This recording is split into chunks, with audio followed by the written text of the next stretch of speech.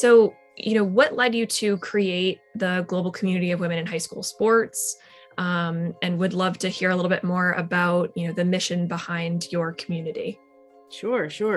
So, I've been an athletic director. This is my finishing up my 26th year as an athletic director. And, I was 24 when I started. So I was young, and for many years I struggled in this role. But most because I was a woman, and especially because I was a young woman, and I felt I was often ignored, spoken over. Just, they didn't think I knew what I was doing just because I was a woman. Sadly, it took me many years to be completely frustrated and the courage to find my voice. And so I said, I'm tired of being the only woman in the room.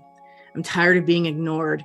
And I got to the point in my career where I thought, okay, I have to do something so that the journey to this seat that I'm sitting in right now is much easier for the next woman that sits here. I have to do this for all the women that work in my buildings. I have to do this for my daughter. I have to show them that this is not okay.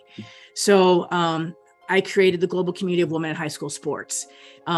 Ursuline, I work at Ursuline Academy in St. Louis, and we have Ursuline schools all over the globe. So I thought, worst case scenario, I just connect the Ursuline ADs and we just unite that way. Well, as it happens, through mutual friends. Well, let me back up. I went to the national organization that housed high school sports and high school athletic directors. And I said, hey, will you create a space for us? And they said no. And I'll just leave it at that. So then I said, okay, I'll start my own. And so then that took me to, okay, I'll connect with the Ursulines. But then I had a few connections that led me to Rebecca Moe up in Washington, Jackie Randall in Chicago, Carolyn Sadeko over in San Francisco.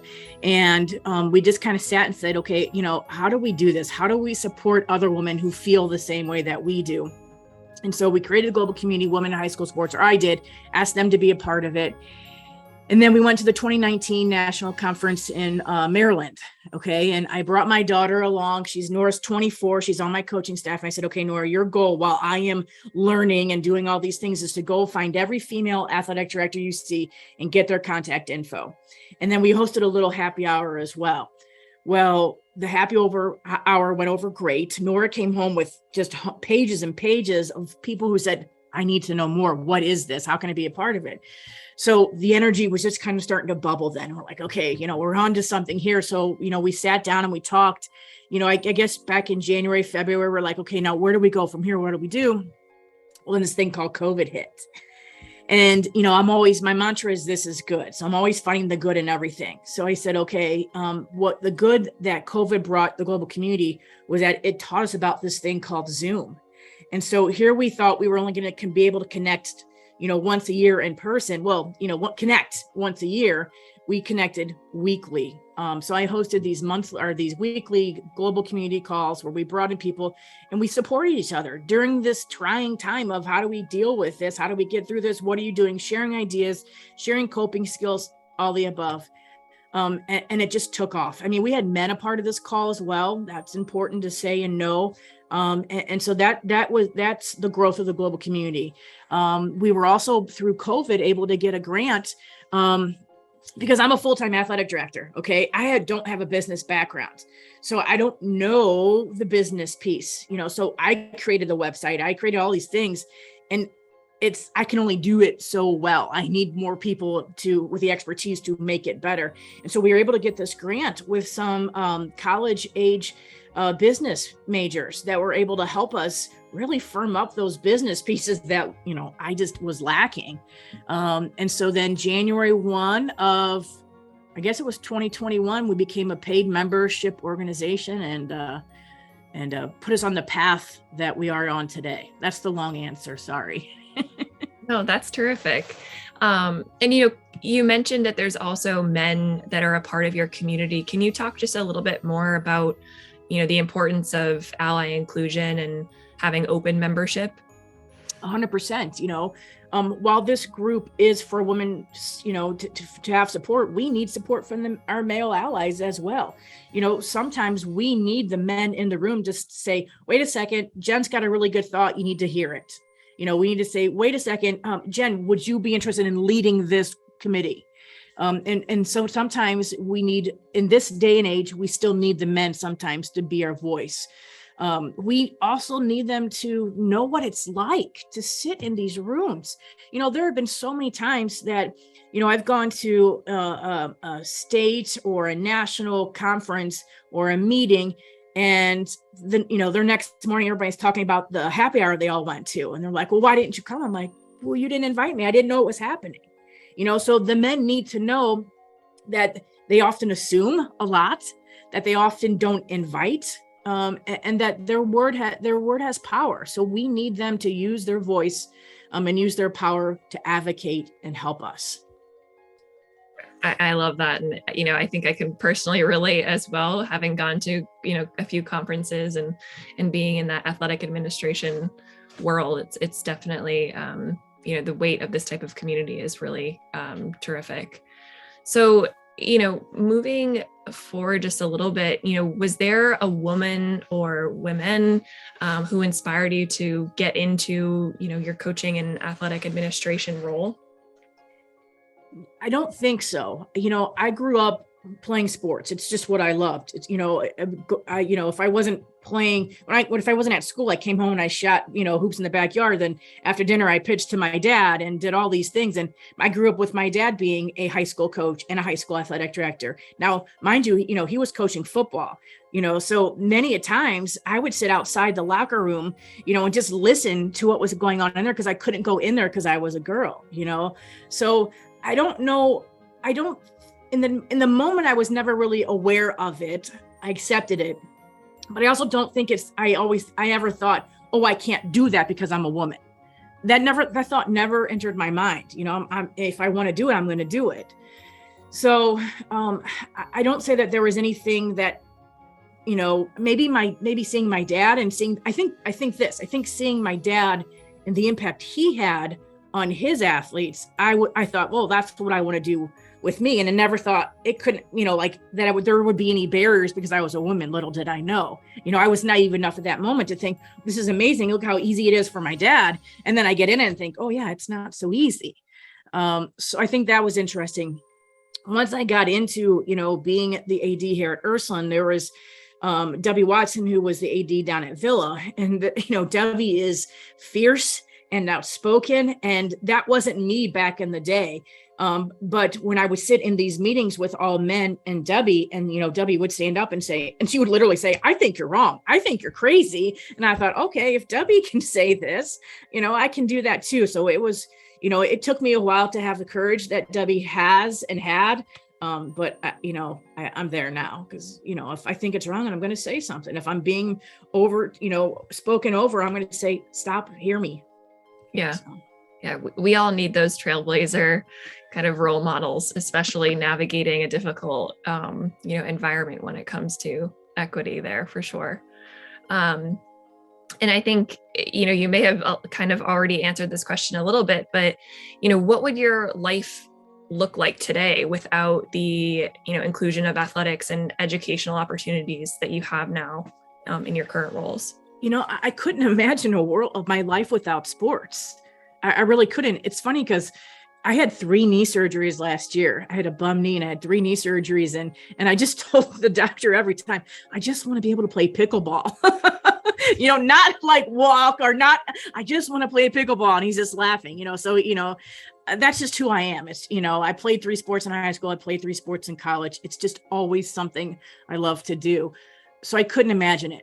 And I am humbled, and I'm very much aware of the blessing that my love for sports is a vehicle for impacting young people's life.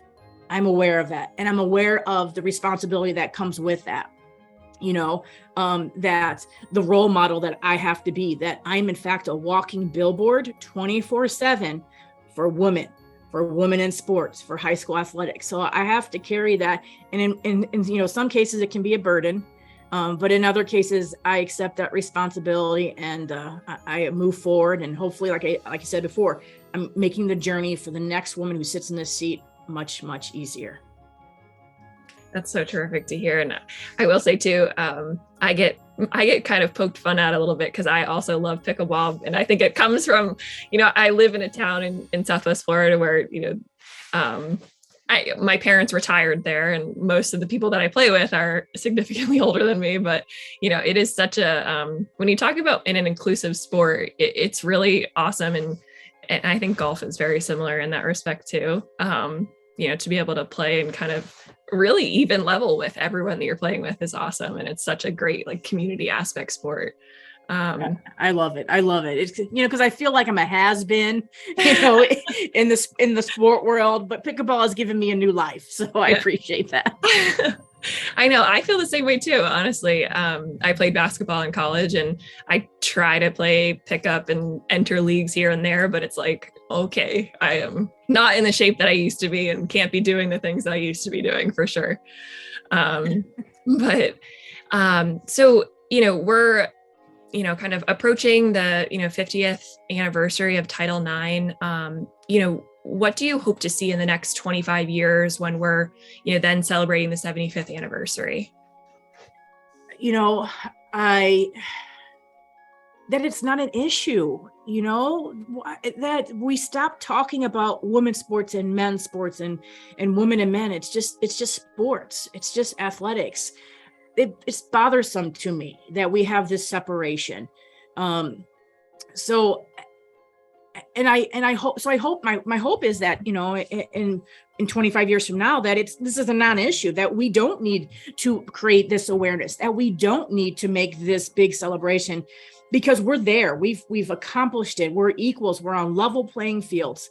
The fact that we're still, creating awareness and educating and still living in a time where the girls are playing earlier and then the boys are playing later, that we're still living in a time where, we have the lady rebels and the rebels, that we have a time where it's, men who coach women's sports aren't considered as good as men who coach men's sports, that when we talk about the NCAA tournament, it's not the men's tournament and the women's tournament, it's the NCAA tournament. That it really makes me sad if you think about it, that there is so much distinction. So if I can sum it up concisely, I would say that there is no more distinction. 25 years from now, there's no need to have any distinction. It's all just sports. I could not agree with you more. I think I kind of, was experiencing the same sort of personal challenge with that as well. Being a college athlete and having the platform to play at, a more elite level, and yet you're still not quite there yet from, even if you are playing at the level that, you're playing at and achieving, high awards and accolades and things like that. It just always seems like you still have to, fight so hard to get that awareness and kind of equity when it comes to playing times and crowds and things like that. So it's right. Really could not agree with you more there. Yeah. And, I think this is another really important question as well. Why do you think it's so important for young women to have the opportunity to play sport? And, what are some of the, kind of educational and, experiences that girls can gain from playing sports at a younger age? When we talk about high school sports is an extension of the classroom. It's a co-curricular, event. It's an extracurricular event. So it's an extension of the classroom. So that in itself is why high school sports is so important for women. And again, why would something be more important for men than it is for women? It's not. There is nothing that is more important. So this just goes across the board. If we're offering it for boys, we should offer it for the girls. But, the other thing too is when we talk about, high school based athletics, it's not about winning or losing. That's not the focus of high school based athletics. It's about the lessons that are learned on the field of play. And sometimes those lessons are obvious, sometimes not so much. Sometimes those lessons are in how to be a grateful, celebratory, and how sometimes to be humble and learn from your mistakes. It's a great classroom. I mean, you can see me, I'm looking out at my field right now. It's a great classroom where, people can learn courage. They can learn to try things that they fail for 20 times and then they succeed. Most of our kids in high school sports don't go on to play college sports. So we're offering them an opportunity to become a better person through this vehicle we call sports. That's why it's important. So well said. I could not agree more. And, on the kind of topic as we start to transition here, what are some of the things that you're excited about with, this new partnership with Gipper and your global community of women in high school sports? So we need two things I'm very excited about. We need to create awareness.